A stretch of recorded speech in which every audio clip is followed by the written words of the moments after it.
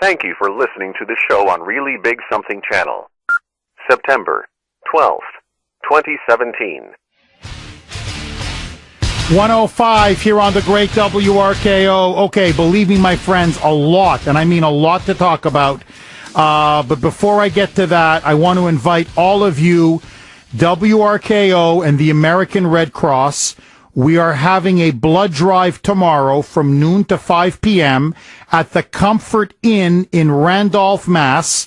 It's located on Route 28 off of Exit 5 on Route 93. I will be there. We'll be broadcasting live from noon to 3. I hope to see as many of you there as possible. Please, it's for a very good cause. People desperately need blood. You can save a life by going tomorrow. It's going to be, again, like I said, from noon to 5 p.m. at the Comfort Inn in Randolph, Mass. It's on Route 28, just off of Exit 5 on Route 93. You can go to WRKO.com/blood for more details.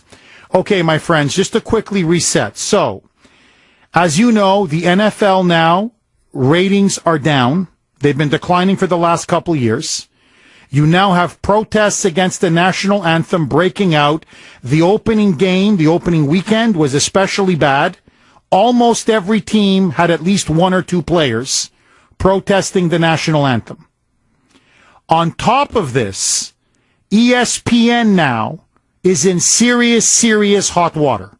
And in particular, one of their star co-hosts of this is their flagship program, Sports Center, 6 p.m. I don't watch, I boycotted ESPN. I do not watch ESPN. I do not carry it on my DirecTV package. I refuse to give them my money. But still, a lot of people watch ESPN. Her name is Jamil Hill. She is a rabid moonbat. She is a hardcore left-wing feminist, African-American. She is a staunch supporter of Black Lives Matter. As I said, she co-hosts their 6 p.m. Sports Center broadcast. She once referred to police officers as quote-unquote slave patrols. So she's not new to saying outrageous things. But this one, even by ESPN standards, now clearly deserves a response. And so, out of the blue, on Twitter Monday evening, she called President Trump a white supremacist. Quote, here's her tweet. Donald Trump is a white supremacist who has largely surrounded himself with other white supremacists. Now, there's no evidence. She just says it as if it's a matter of fact. As if saying, I don't know, the sky is blue. There's no evidence. There's no corroboration. Furthermore, and this is what I think is really particularly pernicious about this tweet, she has a lot of followers. And because of her position, because she is an African-American female, she has a lot of influence in parts of the African-American community. And so for her to say, look, to say Trump is a racist or a bigot is one thing. It's disgusting, don't get me wrong, but it's one thing. But to say that he is a white supremacist, that's a whole different level. Because what you're saying is he's essentially a racial terrorist. That he is a member of the Ku Klux Klan. That he is a neo-Nazi. And so what she's doing is so grossly irresponsible. It's not only idiotic, it's completely idiotic, it's delusional. But it is so grossly irresponsible. Because what's going to start happening, it's already happening, is now this kind of rhetoric so foments extremism and division and hatred. She's sowing the seeds for a race war. You start peddling this kind of fear and mass hysteria and this kind of fear-mongering, you're asking for trouble. And so, as I said before, I'm going to say it again, had a conservative on ESPN, Mike Ditka, Kurt Schilling, called President Obama, when he was then president, an Islamic terrorist, who surrounds himself with Islamic terrorists, he would be gone so freaking fast. He would be fired on the freaking spot. It's out, just out, just out, just out. We'll mail you all of the stuff from your, just get out. In fact, forget calling Obama an Islamic terrorist. All Kurt Schilling did was show a picture of a man in a girl's bathroom. He didn't even single anybody out in particular. He just took a generic picture of a man in a bathroom and said, do you want this person in your girl's bathroom? In other words, his opposition to transgendered bathrooms. And boom, he was fired good night, Irene. He was fired on the spot. So, the question now is, what is ESPN going to do with Jamil Hill? Now, my prediction, they're going to do nothing. But this is an absolute litmus test. Because if they don't get rid of her for inciting this kind of irresponsible hatred and division, then I am telling you right now, ESPN has gone more than into the gutter. Now they're almost tacitly promoting terrorism and a form of race war in this country. They have crossed the line. And so I have boycotted ESPN. I do not carry ESPN. I don't want it on my cable package. I will not give them a cent. And I am urging everybody in Kuhner country to please do the same. Because if they continue to promote the likes of Jamil Hill, I'm telling you, they're going to turn this into the Balkans. They're going to turn this into Rwanda. Now, Brittany is dead on. There is now the growth in the media of the so-called shock jock. And it's true, especially over the last couple of years. It's almost like the more outrageous you say something, no matter how disconnected from reality it is, the more outrageous and shocking it is, the more you're going to get your 15 minutes of fame. The more popular you're going to become. And so now our media is inundated, absolutely inundated, with people who don't follow the news, don't report the facts, are not interested in the truth. They are completely self-absorbed, narcissistic self-promoters. And they just stand there, and the crazier thing they say, the more attention they get. The more shock value they can add, the better. And it's not just Jamil Hill, and it's not just the rabid leftists at ESPN. I want you to listen now to Stephen Colbert. His show is now doing extremely well. Late night, he's playing now to the rabid anti-Trump crowd. Well, you want to talk about crossing a line, the Rubicon. So, on one of his recent monologues, he was away for a couple of weeks, he came back. And he discussed Bannon. And Bannon's leaving the White House. And Bannon talking about Charlottesville when he gave that interview to CBS, saying, when Trump blamed both sides, he was trying to take the discussion to a higher level. And right there on national television, Colbert says, you want to know what that higher level is? Zig Heil, baby. And he flashes the Nazi salute. Again and again and again.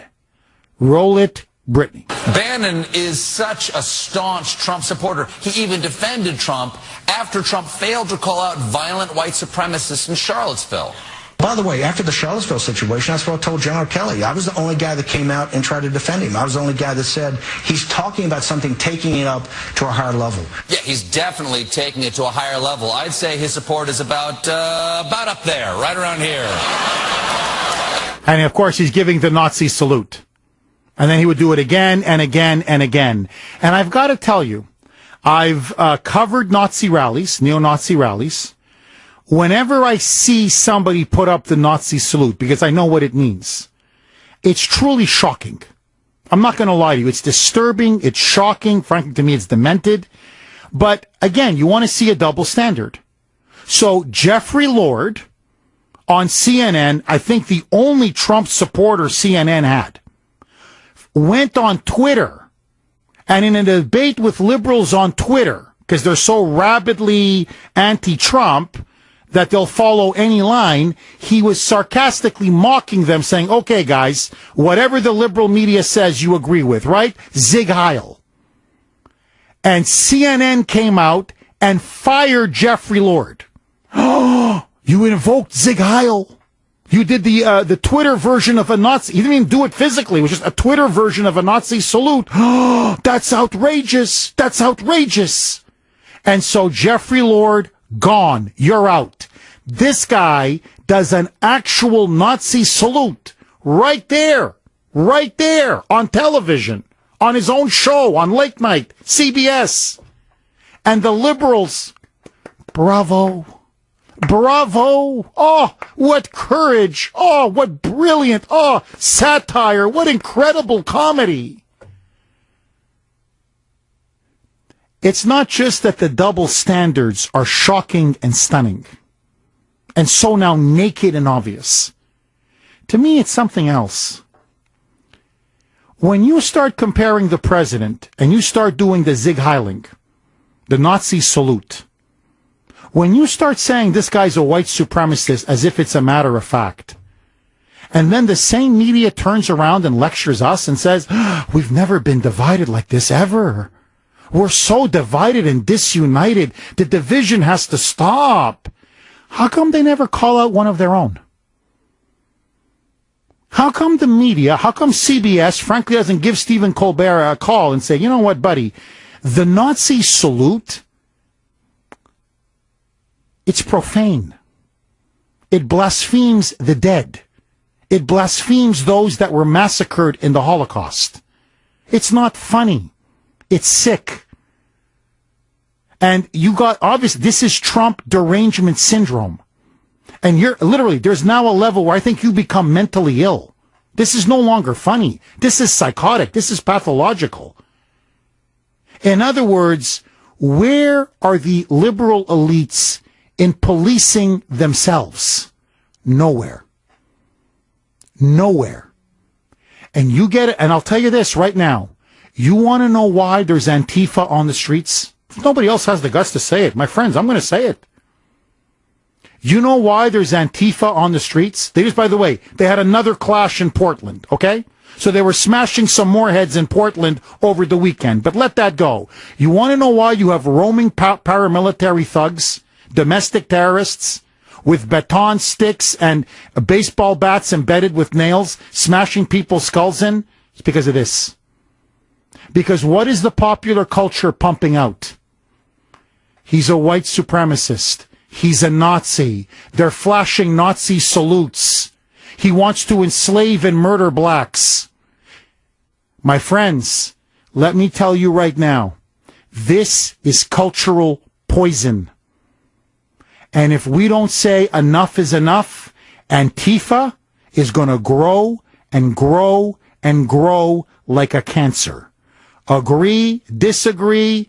Two questions. Should Jamil Hill be fired? Should Stephen Colbert be fired?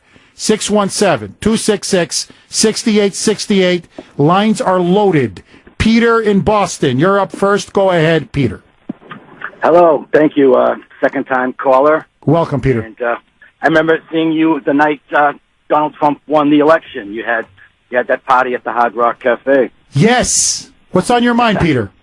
Okay, I just want to say, in spite of the double standards, it appears to me that the conservatives are winning, through this grassroots uprising.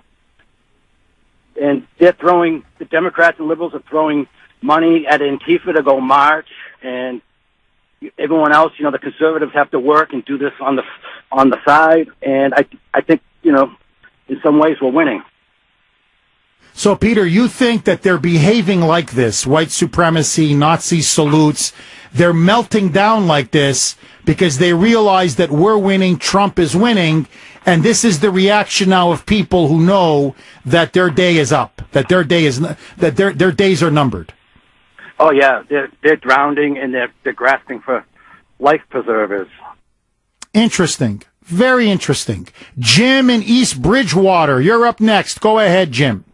Hey, good afternoon, Jeff. Hi, Jim. Hey, just a couple of things. Yeah, those two idiots should be fired, but they won't because for the reasons you have explained many times, day after day on your show. As far as we talked about earlier about pro football and all that stuff, pro sports in general, I could care less about any of them anymore. Jeff, I don't know if you've ever seen the movie The Bronx Tale, but there's a great line in there about the kid goes to see the local gangster, takes a liking to him, and the kid's all upset, and he asks him why. He goes, well, we saw Mickey Mantle today, and the Knicks struck out 3 times. You're down about that, kid? Mickey Mantle makes $100,000 a year. If your old man can't pay the rent, you think he cares about you? That's how I feel about these pro athletes. If they care less about any of them, and they could care less about us. Ah, brilliant. Jim, wow. Jim, absolutely brilliant. Mike and Quincy, you're right. We care so much about them. They don't give a damn about us. So if they don't care about us, why should we care so much about them? I honestly, bingo. Mike and Quincy, go ahead, Mike. Hey, Jeff, how are you? Hi, Mike. First, I'd like to start off on a second point because my first point is kind of emotional. I don't need a sportscaster to tell me what's going on the screen. I know the sports, they're useless people anyway. But the second thing is, ever since I was a little boy, because I lost 2 brothers, when I hear the national anthem, I cry out of pride and joy. That's it. Mike, did your 2 brothers serve in the military? Yeah, I lost them both in Vietnam. In Vietnam? Mike, there's nothing for you to be ashamed of. You have every right to cry. I'm just so fortunate to be living here. Mike, God bless you. These people just disgust me. They should. Oh, they should. Mike, listen, your 2 brothers were heroes, and I want you to know I want to thank you and your whole family for their service, and I want you to know we will never forget them. We will always honor them and cherish them. And, Mike, God bless you. Really, please, God bless you. Take care. Honestly, take care. You sound like a very nice man, a very patriotic man. Look, that's what the flag means. He lost 2 brothers in service to this country. You're making $15 million a year in the greatest country in the history of the world. You know what? Even if you're not grateful for yourself, Mike's 2 brothers, shut up, stand up, and be respectful to the national anthem.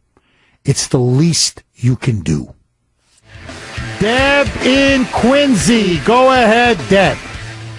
Hi, Jeff. How Hi. are you? I'm good. How are you? I'm good, thanks. If I get a story. For years, there's in Quincy, I'm from Quincy, so on a main street across from the T on Newport Ave on the corner of Beale Street, there's there's a building with panels. It's an old building. So this guy, Sam Roundsville, he's in some real estate company or something. He dresses up like Uncle Sam. So for years this has been going on. And about a month ago, I could not believe this. There's a big, the poster is about 7 feet by about 6. And I'll text you a picture of it later. There's a sign that says, and it's a big political sign, Steve Colbert, and I think he's saluting with his head cocked, and it says, Steve Colbert for President 2020. And it's not been defaced. Like I said, it's been there for months. Can you believe that with everything that's going on? Oh, the Moonbats love him. No, I mean, really, he's like their hero now. They see him. I'm not kidding. They see him now as a leader of the resistance. The guy's he's Moonbat crazy. He's as crazy as they come. 617-266-6868. Okay, speaking of Moonbat crazy, Eric Bolling is let go from Fox News on the very same day his son dies, and liberals cheer. That story and big shakeup at Fox News primetime lineup, all of that, so much more. Don't touch that dial. WRKO, the voice of Boston. I feel very bad for Eric Bolling right now. I really, really do. I think this guy was railroaded at Fox News. I'll be very candid with all of you. So here is now exactly what took place.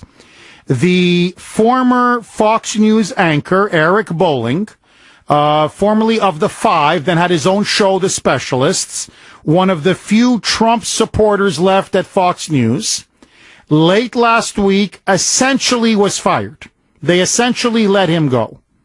And the reason why they let him go, Fox claims that they did an internal investigation, and they say that several female employees protested, complained that he had sent text pictures of his, family jewels.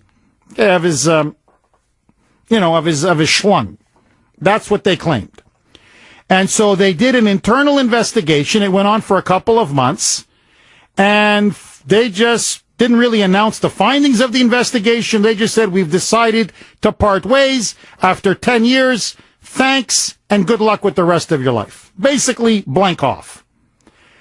On the very same day, according to what multiple media reports are now saying, Eric Bolling's son, Eric Chase, 19, was at the University of Colorado, apparently was so distraught, they say he was suffering emotional torture over the fact that his father was sacked for sending those texts, those pictures, that he was found dead in his bed. They say that no suicide note was found. There were no pills nearby. However, they do believe it was because of a drug overdose. Now, the family rightly wants to keep and protect the son's privacy, the family's privacy, but to me the shock here is the reaction by the liberals online. And so here is a man who just lost his job. He just, on the very same day, lost his son, his 19-year-old son. And honestly, I'm looking at pictures of them together. He's a spitting image of his dad. They're at a barbecue, both of them together. I mean, he's got his dad's eyes, he's got his hair, he's got his nose, he's got his mouth. I mean, it's him. I mean, it's him 35 years younger. They look extremely close, at least just from these pictures. And so here, to me, as a parent, if I was to lose one of my kids, it would tear my heart out. I mean, to be frank, look, it's bad to lose your job. Of course, you work hard to build up your career. You have to put food on the table and feed your family. But you can bounce back. Believe me, you can always bounce back. Losing a son or a daughter, that you don't bounce back from. That stays with you. The pain, the suffering, the heartbreak, the heartache, that stays with you for the rest of your life. The pain and anguish never goes away. It never goes away. And so I can't think of a worse horror to befall a family than what took place to Eric Bolling. And instead of saying, whoa, let's just give him and his family some privacy, liberal activists went online. I mean, these people are truly sick and twisted. And said, that's karma. You send pictures of your genitalia to colleagues at work, you got what was coming to you. Your son's death is punishment for what you did to those women. On and on. It was relentless on Twitter, on Facebook, on social media. It was relentless. The demonization of Eric Bolling and dancing on the grave of his son. And what I just want to say to all the moonbats and the liberals is this. Have you no shame? No, really, have you no shame? Have you no basic decency? The man didn't just lose his job and suffer tremendous damage to his career. Even if you assume he was guilty of the alleged accusations against him. I don't, but just for the sake of argument. That justifies his son killing himself? That justifies you celebrating the death of his son? And for what? What was Eric Bolling's sin? I mean, even if you take the worst case against him, did he rape a woman? Niet. Did he murder somebody? Niet. Did he molest a child? Niet. He supported Donald Trump. He's one of the few voices at Fox that supported Donald Trump. And if you believe the accusations, texted pictures of his private parts. Okay, it's disgusting, it's wrong, if it's true. But that doesn't justify losing your son. Like, what kind of a warped, sick, twisted, politicized world do you live in, where you take such pleasure in other people's misery? In fact, the worst kind of misery that could befall somebody. You want to see the real left? You want to see their true nature? That's what I said on Twitter yesterday when I was tweeting out in defense of Eric Bolling, as I was taking on many of his critics and these sick, twisted liberals who were mocking him and laughing at him for the loss of his son. I said, you want to see the true nature of the left? Here it is. Here it is. The loss of a child is for them an opportunity to try to destroy and discredit their opponents. Nothing is sacred to them. Nothing is off limits to them. Nothing. Zero. Nothing. Now, let me just say this. I don't know. I didn't see the pictures. I'm not at Fox News. But I can just tell you this. As somebody who's been in the media now for almost 20 years, as somebody who spent 10 years in Washington, D.C., as somebody who's got very good contacts at Fox News, I know these media scandals. What I can't believe is that none of these pictures have been released to the public. And in fact, Brittany made that very same point to me. She goes, you know, Jeff, in every other media sex scandal, either the texts, the emails, the incriminating pictures, the video, whatever, the audio, somehow, some way, it always gets leaked out. If he sent as many pictures of his so-called private parts as the women accuse him of, then there's no way that one of those pictures did not end up being leaked to the New York Times, to the New York Post, to the Washington Post, to CNN, to TMZ, to the National Enquirer, to whoever. I don't believe it. You want my honest opinion? I don't believe it. Until I actually see the physical evidence, I don't believe it. I think this was a he said, she said, and Fox News, now being run by the Murdoch boys, said, you know what, buddy, I'm sorry, you just got the wrong opinions. You're out.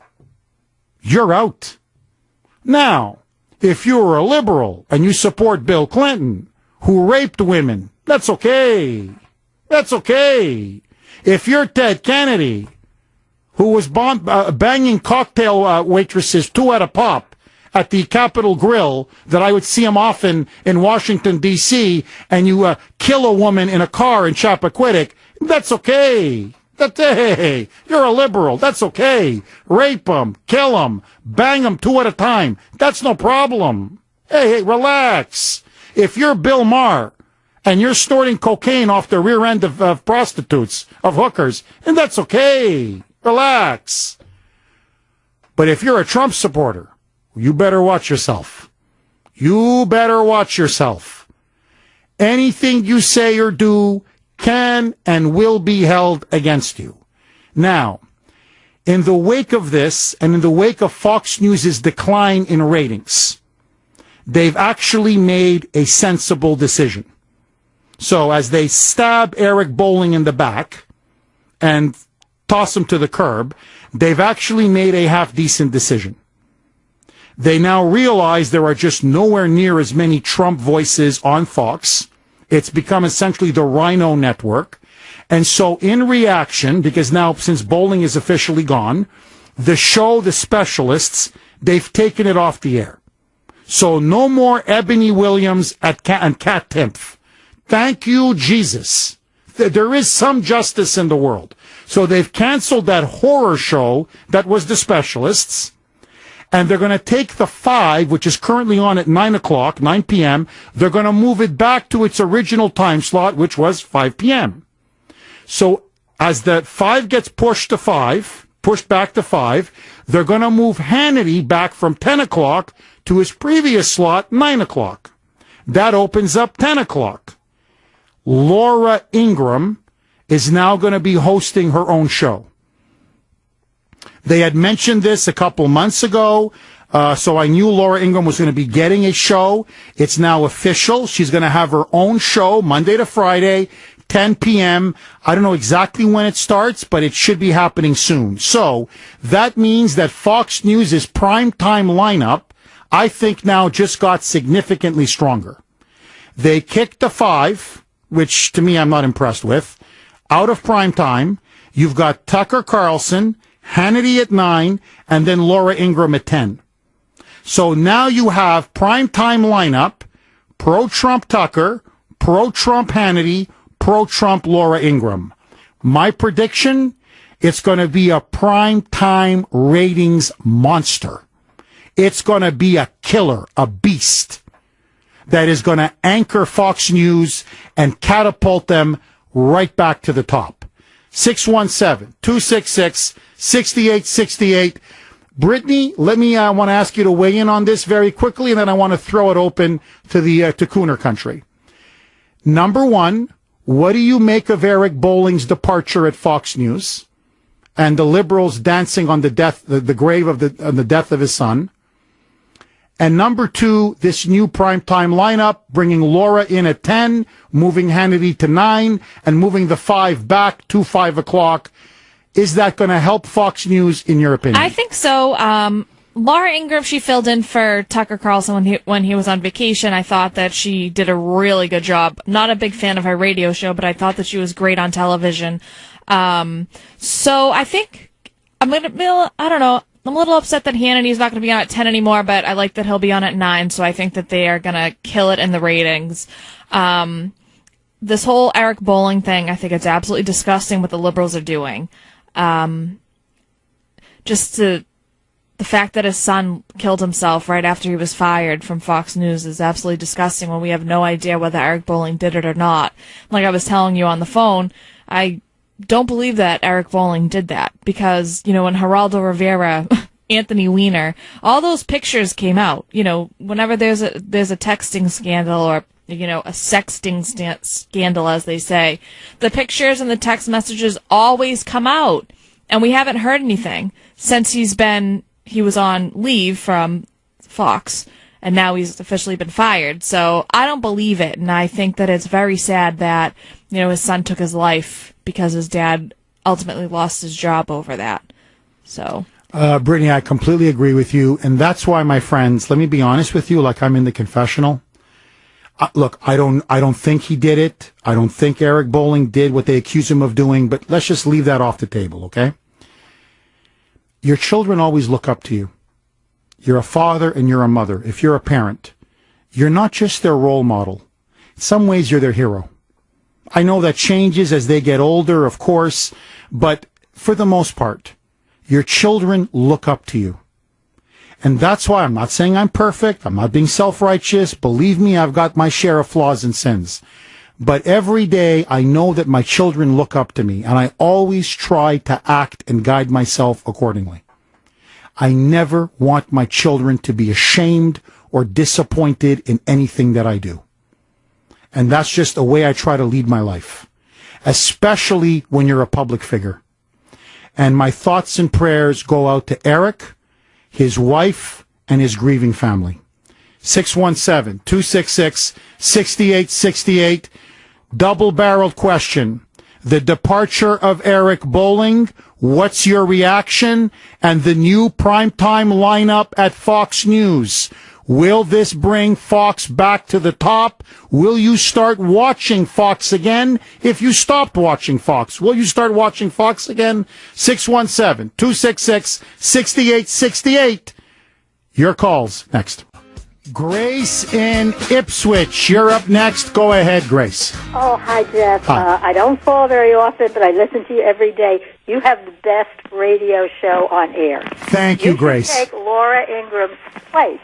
You'd be so good. You really would. But anyway, I'm so glad you talked about Eric Bolling. I read the story on that Journal Review website. It was so sad. He was one of my favorites on Fox. And you know, Ed Henry did the same thing. He sent pictures to some woman or something. They took him back. Charles Payne is on Fox Business at 6. He did something even worse, and he's back. Now, how come that is? And Eric Bolling, I thought he was great. You know, this is an attack on Fox News by Media Matters and George Soros. Why don't they attack CNN and MSNBC? Grace, that's a brilliant point. You know, and look, I mean, Charles Payne, he's back now, isn't he, Brittany? Yes, he came back the same day that Eric Bolling was fired. Now, wasn't he accused of, I think he cheated having an affair on his wife? Yeah. So I guess if you're a Trump supporter, you know, there's different standards for you. I mean, I don't know what else to tell you. Now, you know what I think would be, by the way, a killer lineup? Oh, if they did this is like jiu-jitsu.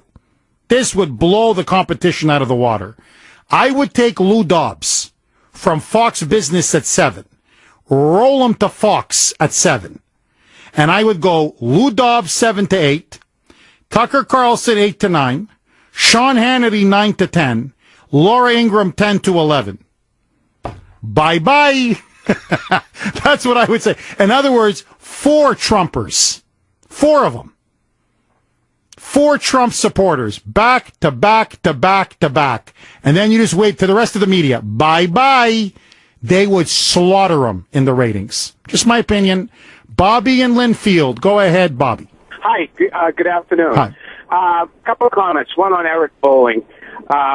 You know, I like to think he wasn't guilty, and I have no way to know like anyone else, but you know, my kind of thinking is, if he wasn't guilty, why did he give in to the fight, and why did he not, pursue all legal remedies? And he had an attorney, so I don't know what happened there. But in any event, it is what it is, and I feel bad for him. I feel bad for his family.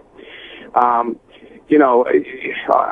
have a son, and he's 36, and I know what that. I can't imagine what that's like. I really can't. I have never lost a child, but. My heart goes out to him. But I just wanted to make a point about the Internet. And Bobby, quickly, I've got 30 seconds, so go. Go. What if they gave a party and nobody came? I just don't understand all this obsession with Twitter and I mean, why do people get into that? I'm with you. Who cares? Bobby, I'm so with you. Look, again, I don't know what happened. I text what are we going to do for the show tomorrow? Did you see this story? But this, texting, pictures of yourself and never mind your body parts. Here's me at a party. I stay away from that. And I think that's why I've survived this long. God help me. The voice of Boston is you. 680 WRKO Boston, 93.7 WEEI HD2 Lawrence, Boston. It's 2 o'clock.